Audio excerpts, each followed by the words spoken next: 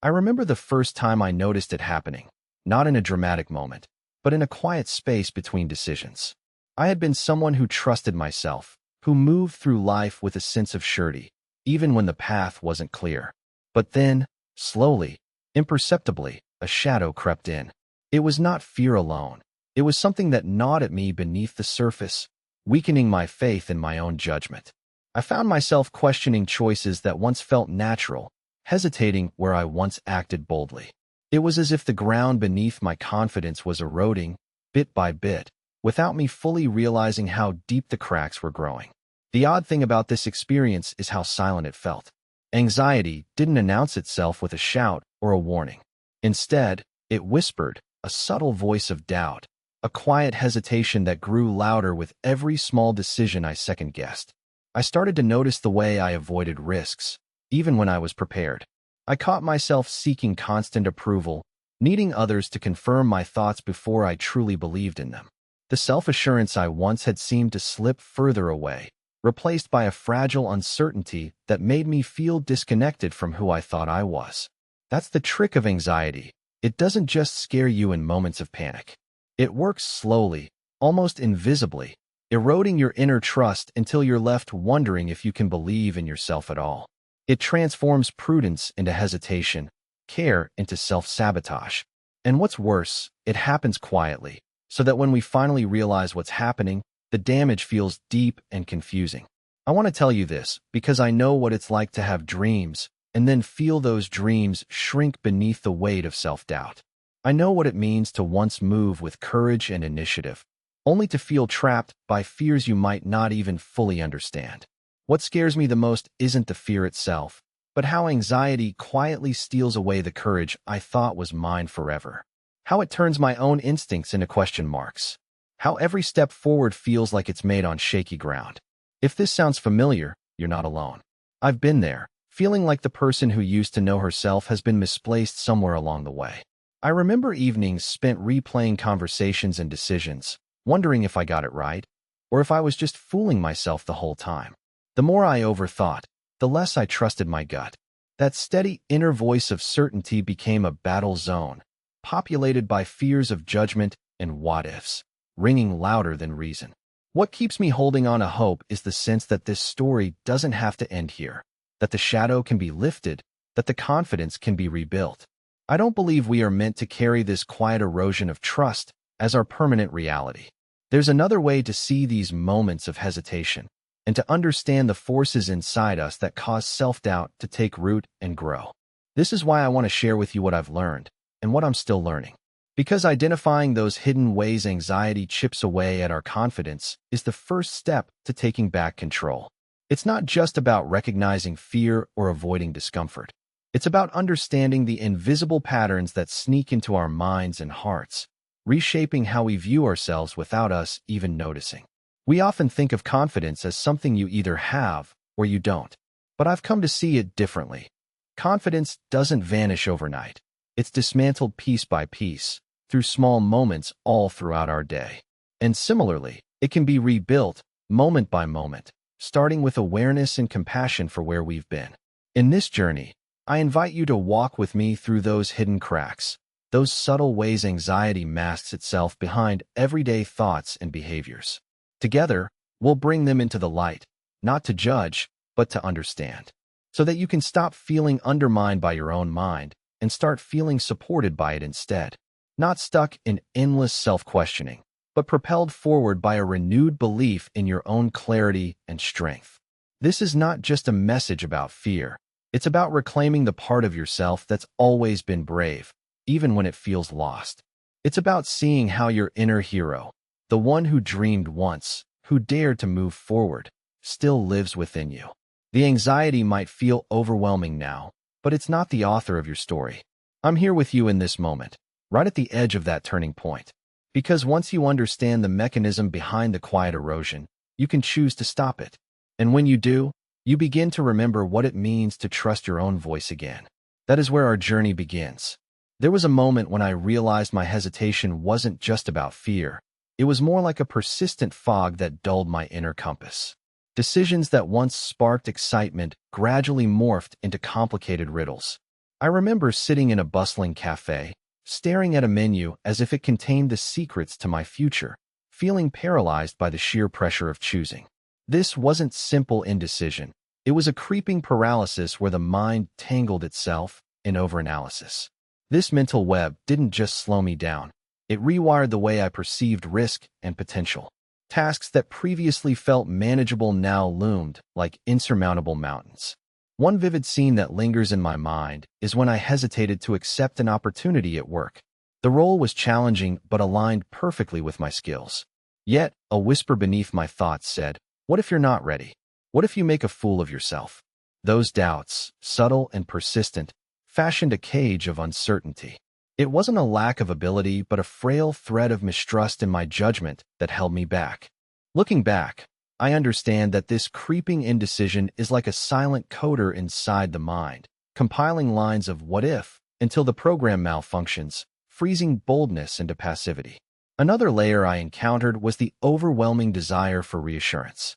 There I was, drafting a simple email, yet pausing repeatedly, crafting sentences, then deleting them, unable to trust that the message conveyed my thoughts clearly. I'd find myself asking friends or colleagues for feedback, but that validation never felt entirely satisfying. It only deepened my reliance on outside approval. It was as if someone had placed a mirror between me and my decisions, but the mirror always looked clouded, reflecting back uncertainty rather than clarity. This craving for affirmation felt less like seeking support, more like an erosion of inner authority. In a different episode, I deliberately avoided conversations or situations that required me to take a stand. Once, I was invited to share ideas during a project meeting. My mind raced, filled with thoughts of criticism and judgment. So instead of contributing, I stayed silent, fingers clenched, heart pounding. The cautious nature I had once valued became distorted into a self-imposed limitation. I realized discomfort wasn't merely an obstacle, but a barrier built from unspoken fears that whispered warnings louder than encouragement. This retreat into silence was not a sign of wisdom, but a symptom of internal voices overshadowing the belief I once had in myself. I also began noticing how I misread nervousness as complete incapacity. When anxiety presented itself as physical symptoms, a racing heart, sweaty palms, I'd leap to conclusions that I was incompetent or unsuitable. For instance, before a presentation, my hands trembled slightly, and instead of acknowledging it as a typical response to pressure, I felt defeated, labeling myself a failure before even stepping in front of the room. I witnessed how these misinterpretations magnified self-doubt, turning natural reactions into evidence against my worth. This distorted lens magnifies minor discomforts into towering barriers. During one particularly difficult week, I caught myself declining invitations to new experiences I would once have embraced eagerly. A hiking trip with friends came up, and though my legs longed for the fresh air and movement, my mind constructed scenarios where I'd fall behind or embarrass myself.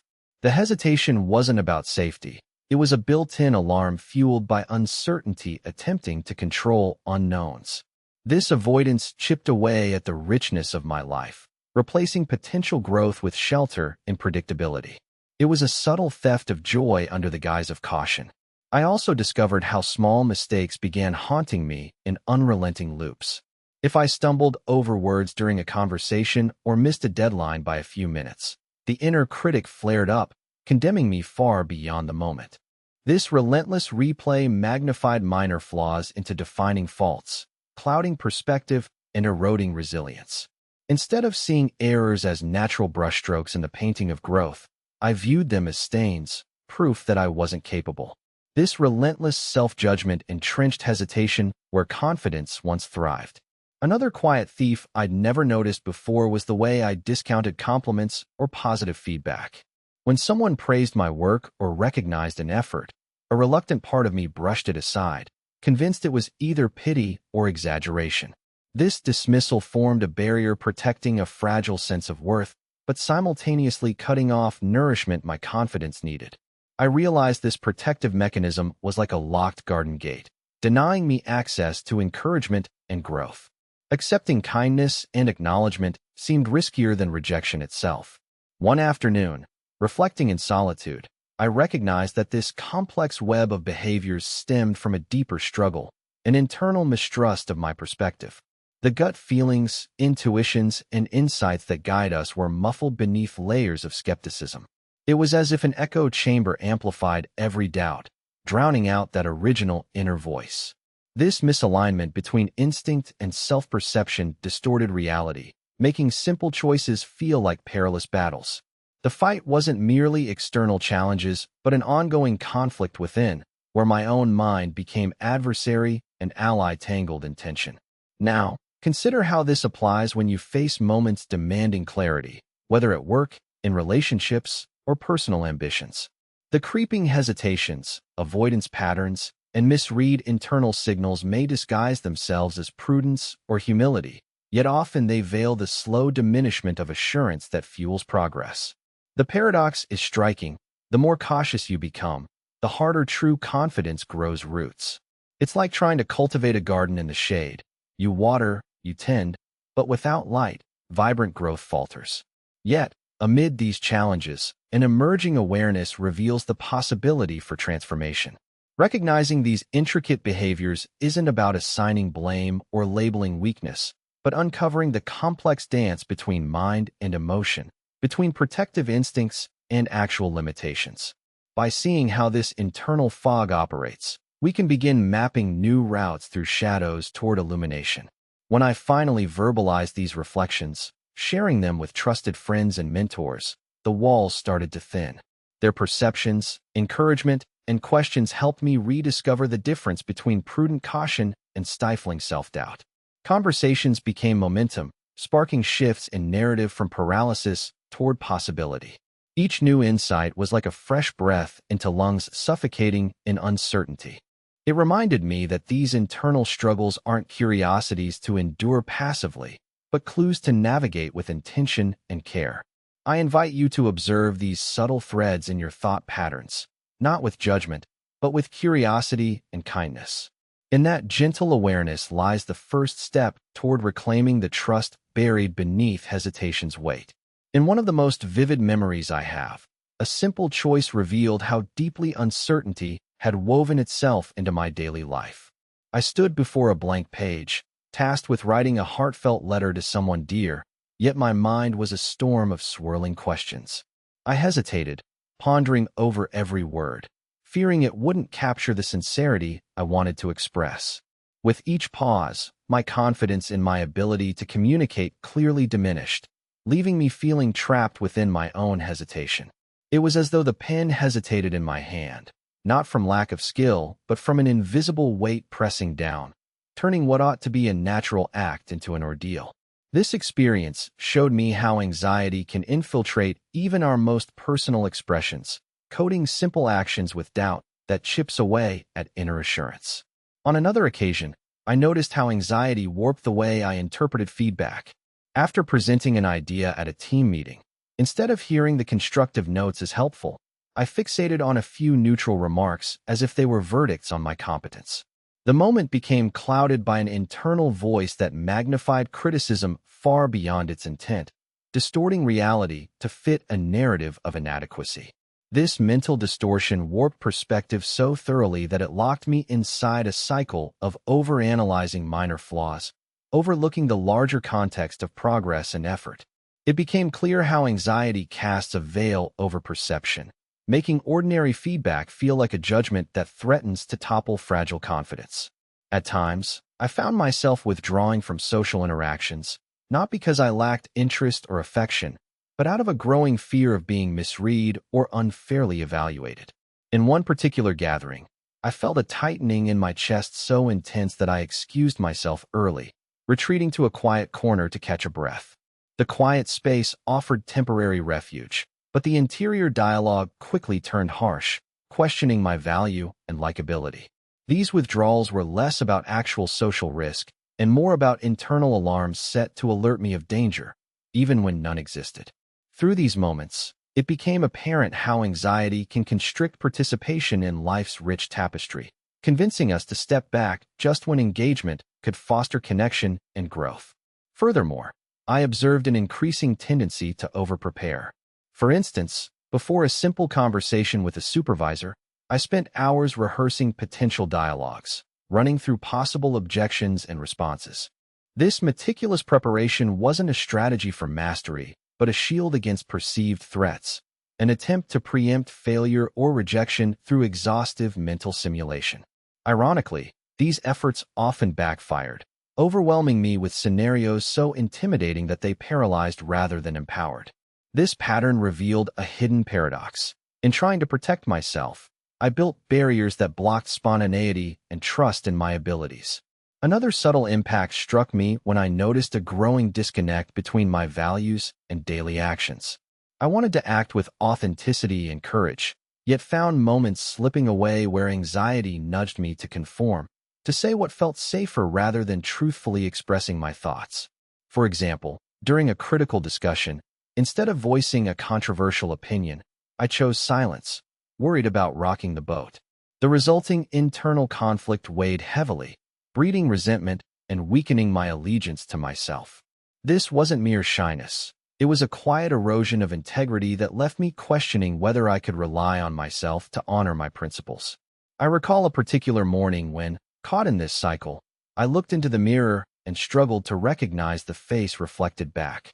It wasn't unfamiliar physically, but the eyes held a shadowed uncertainty that unsettled me deeply. It was as if the clear, steady gaze I admired within myself had dimmed through countless tiny wounds inflicted by hesitation and criticism. This moment was a jarring reminder that when confidence is compromised, it leaves a mark not only on actions, but on identity itself, coloring how we inhabit our own presence in the world. The relationship between anxiety and decision-making became especially complicated as I noticed how risk perception shifted dramatically. Small challenges felt magnified in scope, no longer manageable puzzles, but high-stakes gambits where one wrong move might trigger disaster. I found myself caught in loops of imagining worst-case scenarios with relentless vividness. For example, before choosing to accept an invitation to speak publicly, my imagination played out scenarios of forgetting words, being laughed at, or rejection seeping into future opportunities. This flood of catastrophic possibilities sapped energy and enthusiasm. Living beneath this shadow of amplified risk made every decision harder, even when logically I knew probability favored success. At the heart of this flux was a tendency to equate vulnerability with failure. I discovered that moments when I felt most exposed emotionally often brought a surge of internal alarm, as if vulnerability signaled a crack in my armor. One afternoon, while sharing a personal story with a close friend, I felt an acute urge to pull back, fearing I might seem weak or burden others. This impulse to conceal emotions limited genuine connection and prevented me from accessing important sources of resilience. Paradoxically, this avoidance deepened isolation and fed the anxiety cycle, obscuring the healing potential of openness. In the midst of these experiences, an unexpected insight emerged. The relationship anxiety fosters isn't solely adversarial. It can reveal areas where compassion and self-awareness need to grow. It highlighted parts of me yearning for understanding and acceptance, not criticism.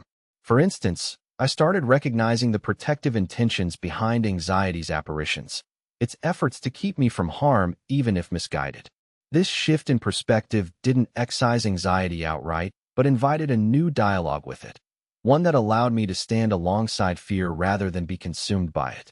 Through this subtle reorientation, I began to glimpse paths toward restoring confidence not by battling shadows, but by tending to the light they obscure. There was a moment when I noticed a shift not just in my thoughts, but in the very rhythm of my breath. Sitting alone in my apartment, the shadows cast by the late afternoon sun stretching across the floor, I realized this invisible force had begun altering the way I perceived time. Decisions that once unfolded naturally now felt like traps, moments ticking away while my mind raced, tangled in spirals of what's next, and did I miss something?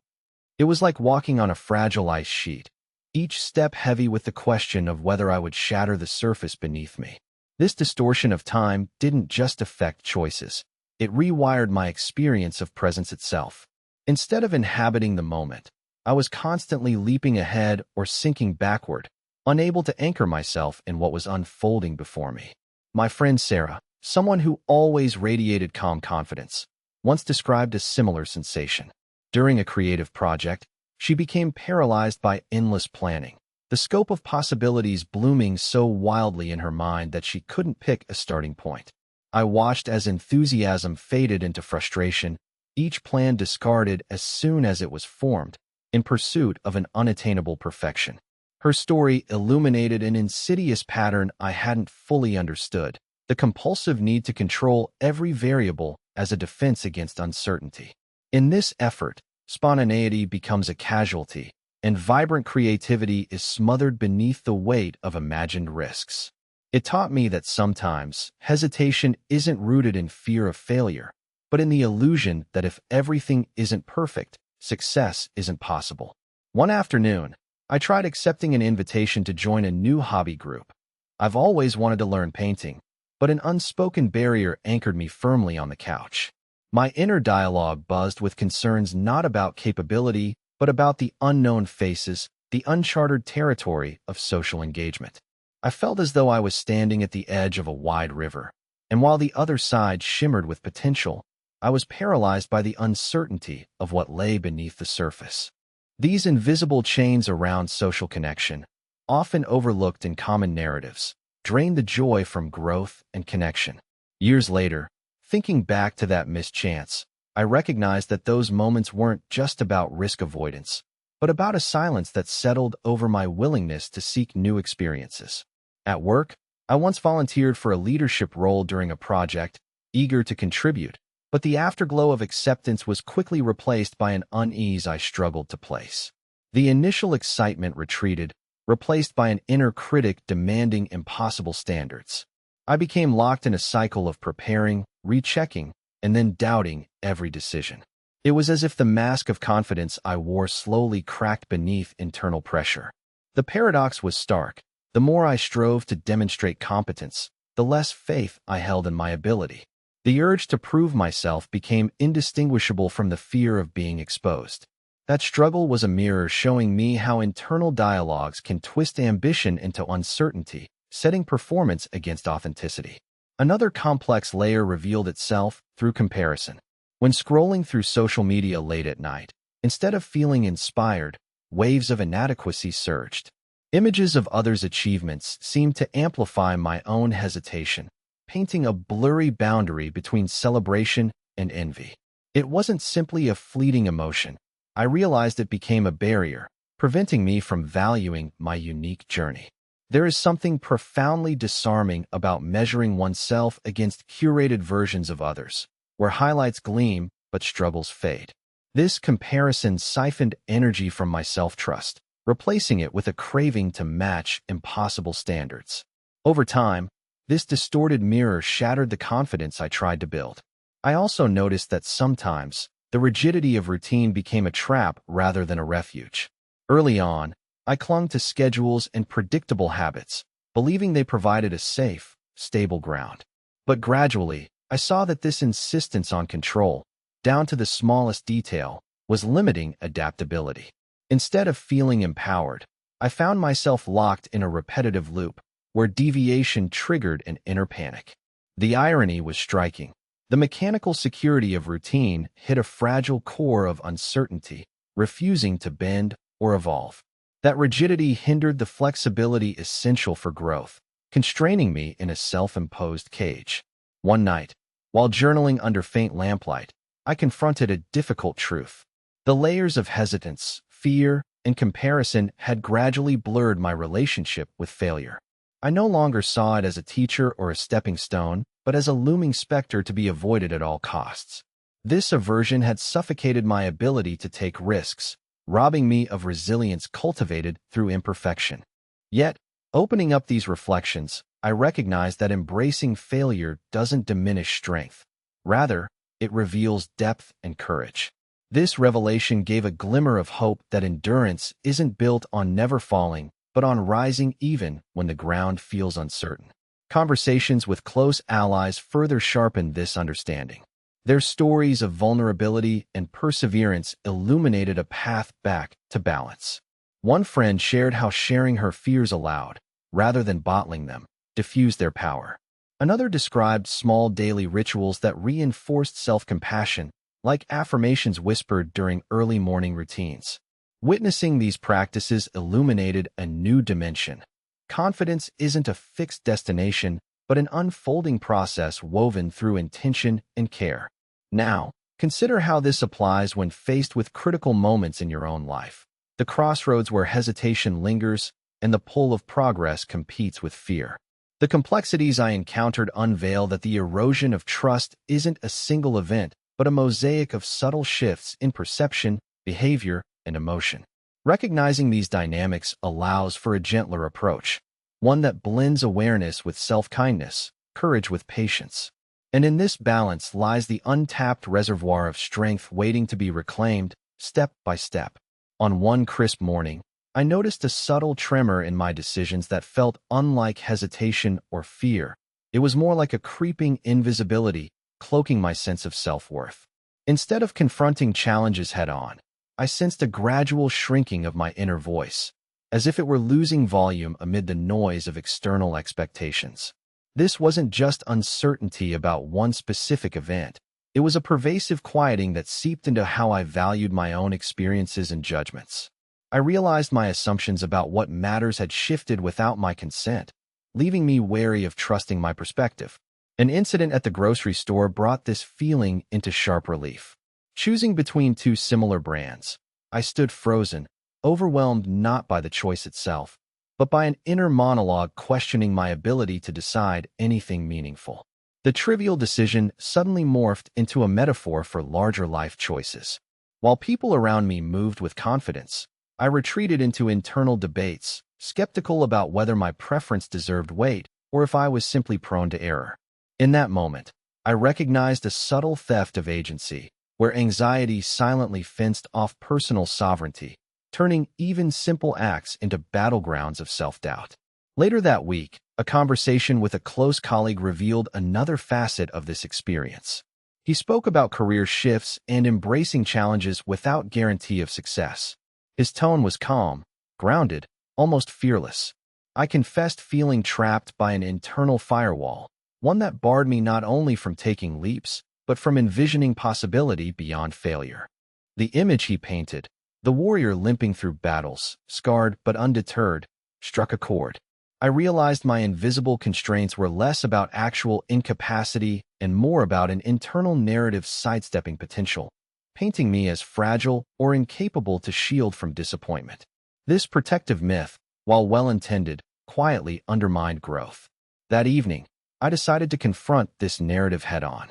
I penned a letter to myself, the pages filling with both acknowledgement of the quiet inner erosion and a fierce desire to reclaim space inside my own story. Writing it felt like chipping away at walls built out of invisible bricks. As sentences flowed, I uncovered patterns of behavior rooted in an unspoken treaty, mistrusting instincts in exchange for safety from judgment or error. I saw how this pact limited not only movement, but the very concept of possibility. The letter became a mirror reflecting an inner landscape littered with both wounds and wells of hope. Subsequently, I experimented with subtle acts of rebellion against these constraints.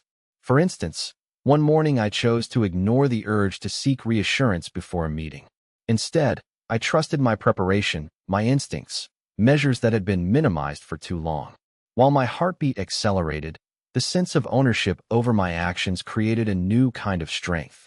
Each small victory and self-trust felt like a brick laid in rebuilding a fortress of confidence. The walls weren't restored overnight, but these moments began to knit a texture of resilience that was authentic and deeply personal. In contrast, I noticed how the absence of this inner authority often led to a reliance on external signposts. The need for constant affirmation transformed even supportive feedback into crutches, preventing me from standing firmly on my own ground. This intoxicating dependence felt like walking with training wheels long past the point of necessity, comforting, yet limiting. I wondered, then, what would happen if I dared to pedal unassisted, trusting my balance despite wobbles or falls? That possibility sparked a nervous excitement buried below layers of habitual caution. A turning point came during a family gathering where unexpected praise caught me off guard. An older relative complimented my perseverance through difficult times. Instead of smoothly accepting, my first impulse was deflection. Yet, in noticing this reaction, I glimpsed how deep-seated my wariness of positive evaluation had become, an internal firewall rejecting connection to achievement. Slowly, I began practicing receiving praise with openness, sensing an unfamiliar warmth that nudged my guardedness aside. This shift was subtle but profound, marking a step toward integrating external recognition with an emerging inner confidence.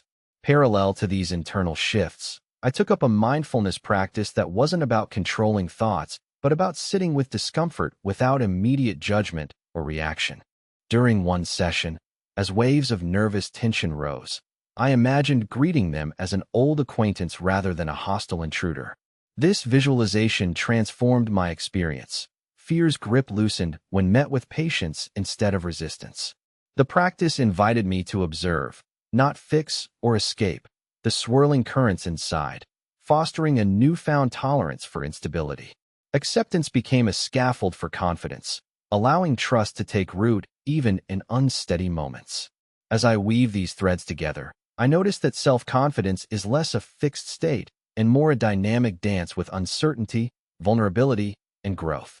It isn't a trophy to be won but a garden to cultivate, requiring delicate attention to the interplay between inner voice and external influences. In this ongoing process, I'm learning to dismantle old barricades not through force, but by offering gentle invitations to curiosity, courage, and compassion toward myself. Now, consider how this applies when you face moments where action conflicts with fear, when self-assurance feels elusive and fragile. Recognizing the quiet quarantine anxiety erects around personal power reveals new paths, ones forged not by imposing strength, but by nurturing connection with your own unpredictable, vibrant humanity. These doors may open slowly, but each step toward presence and trust rewrites the story written in your mind, inviting you toward a more authentic, enduring confidence. One evening, as twilight softened the edges of the room, I caught myself hesitating by the window, watching lives unfold outside with restless yearning.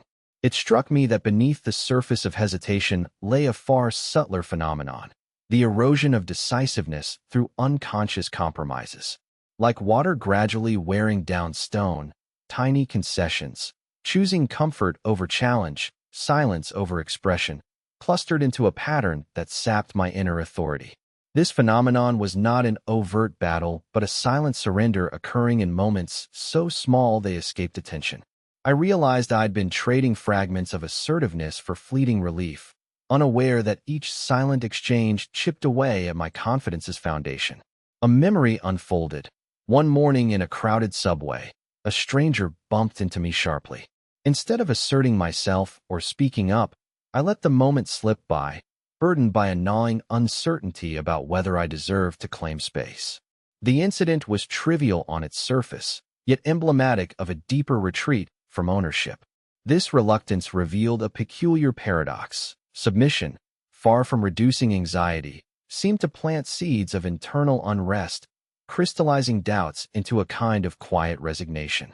What amazed me was that these micro-responses, scattered throughout my days, collectively muffled the voice that had once spoken with clarity and conviction. In the weeks that followed, I started observing the silent cues that erode confidence beneath social interactions. Picture a dinner party where I found myself shrinking into the background, nodding and agreeing irrespective of my true feelings. Is it worse to rock the boat or to blend in? A question drifted through my mind repeatedly. The safety in conformity proved seductive but came at a subtle cost, diminishing self-expression and authenticity. A friend at the table noticed my reserve and gently asked, "What are you holding back?" What surfaced then wasn't about fear of judgment alone, but a tangled web of assumptions about the value of my voice. The moment forced me to confront the way habitual acquiescence quietly erodes the courage to stand fully present. The dynamic between excessive caution and missed opportunity also revealed itself in unexpected ways. On a brisk autumn afternoon, an invitation arrived to lead a community workshop, a platform blending my passions for storytelling and connection. My initial reaction was excitement mingled swiftly with a checklist of apprehensions. Am I ready? Do I have enough expertise? What if I falter? Those questions spun into a barrier of doubt I'd never anticipated in relation to something I cared deeply about. The gap between willingness and action widened, shaped less by explicit fear and more by creeping hesitation dressed as prudence. It dawned on me that doubt often masquerades as wisdom, blurring the distinction and cultivating inertia instead of growth. On the opposite end of the spectrum, unexpected bursts of impulsivity punctuated my routine, fueled by a desperate attempt to break free from indecision's grip. I recall one impulsive weekend drive, unplanned and raw, chasing the horizon toward unknown landscapes. The exhilaration was intoxicating but fleeting, followed by an undercurrent of guilt, as though spontaneity had betrayed logic and planning. This oscillation between retreat and recklessness revealed a complicated internal tug-of-war. Without steady self-trust to anchor choices, I found myself flip-flopping between extremes, never quite landing in a place of balance or calm determination. Within this turmoil, an overlooked dimension surfaced, the role of compassion, or lack thereof, in shaping my internal dialogue. When a stumble occurred, a misstep in conversation, or a missed deadline, the internal echo was harsh and unforgiving, painting failures as final verdicts on character. Yet, on days when I consciously softened my critique, offering kindness and perspective, the rigidity around decisions melted just a little. That shift wasn't about perfection, but about creating a container spacious enough to hold imperfection and growth simultaneously. Learning to treat mistakes as invitations for learning, not indictments, began weaving a subtle reclamation of confidence, one fragile but undeniable thread at a time. An unexpected encounter illuminated another facet of the journey. While volunteering at a local shelter, I met Mara, an older woman whose eyes reflected decades of life's trials and triumphs. She shared stories about overcoming hardship through deliberate acts of faith in herself, actions not free from fear, but fueled by a refusal to let it dominate her narrative. Listening to her, I understood that courage is less the absence of anxiety and more the willingness to lean into discomfort with curious acceptance.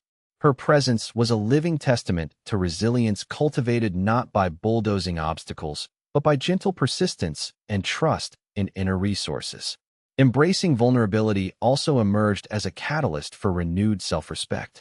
During a heartfelt conversation with a trusted friend, admitting my struggles and uncertainties felt risky, yet oddly liberating. The acceptance that followed wasn't dependent on polished success, but on shared humanity, shining light in dark corners. This experience underscored that withdrawing to protect oneself can lead to isolation, while opening space for authentic connection fosters empowerment rooted in connection. Vulnerability became less an enemy and more a bridge to authentic confidence. Now, consider how these insights might resonate during those moments when doubt creeps in disguised as caution, when silence seems safer than speaking your truth. Recognizing the soft erosion created by small compromises and unmet needs forms a map for renewal. Acting from a space that honors courage's nuanced forms, sometimes bold, sometimes tender, invites a deeper reclamation of trust in decision-making. This awareness allows us to meet our thorniest internal invitations with clarity and grace, rebuilding poise not through force, but through attentive presence. Reflecting on this journey we've navigated together, I sense a subtle transformation in the air, like standing on the cusp of dawn, where night begins its slow retreat, but daylight has yet to claim the sky fully. The threads we've traced through experience and introspection are not isolated lines, but a tapestry woven tight, with tension and tenderness, doubt and determination, shadow and stirring light. Each revelation has deepened a quiet undercurrent within me, one that feels both fragile and fierce, delicate and determined. It's as if I've been tracing the delicate architecture of an unseen landscape, one that shapes perceptions, decisions, and silent battles long before they reach the surface. I imagine this complex terrain as a forest, dense and layered with foliage that both conceals and protects. Walking through it, I encounter tangled roots of hesitation, thick vines of caution, and occasional clearings where clarity momentarily whispers its presence. The path isn't always visible, yet the feeling of movement persists, a forward momentum propelled less by certainty than by a stubborn willingness to keep stepping into the unknown. I recognize now that lingering here, in this in-between space, carries its own significance. It isn't just a pause or waiting room, but fertile ground where courage begins its slow emergence. Not sudden and sweeping, but subtle like the shift in light that reveals a hidden bloom pushing through the underbrush. Throughout this unfolding, I've heard an internal conversation resonate, soft, persistent, questioning. Can I trust what I sense? Can I reclaim the authority to decide, to act, to own success and failure without being undone? These questions don't seek immediate answers, but invite patience and presence, coaxing the quiet voice of self-trust back from muffled corners. In this space, the weight of past apprehensions doesn't disappear. It softens, becoming less of a barrier and more of a boundary that invites respectful navigation. The contrast reveals itself not as a battleground, but a place for reconciliation, where vulnerability serves not as a weakness, but a bridge connecting hesitation to hope.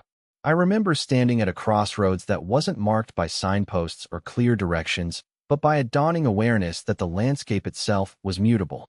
The worn maps I'd carried, shaped by fear and uncertainty, no longer fit the terrain I was now seeing. It became apparent that the journey isn't about erasing shadows or silencing doubt, but learning to walk with them, integrating the full range of experience without surrendering to the distortions they cast. There's a rhythm to this dance, a tension balanced by grace, where moments of quiet resolve ripple beneath the surface, often unnoticed but powerfully anchoring each step. In conversations with companions along the way, I've realized that this process refuses simplification. It resists tidy resolutions or quick fixes. Instead, it asks for gentle curiosity and openness to embrace complexity without being overwhelmed. I've watched empathy extend from others mirror back the possibility that the inner terrain, no matter how rugged, can hold springs of strength and signs of renewal. This recognition feels like an invitation to pause not in resignation but in deliberate intention, choosing to listen and respond to the internal currents with kindness and courage intertwined. As I sit with these reflections, a quiet anticipation stirs, a sense that what lies ahead will not be a dramatic reversal, but an unfolding awakening. The subtle shifts, the reclaimed fragments of trust, and the willingness to inhabit uncertainty coalesce into an undercurrent that promises movement beyond hesitation. Awareness morphs into agency, and fractured belief begins to harmonize into conviction. The forest, once daunting and obscure, mutates into a place of possibility where one finds not a perfect path, but a resilient heart beating steady amid imperfection. This moment feels charged with promise, poised just before the full light of understanding floods in.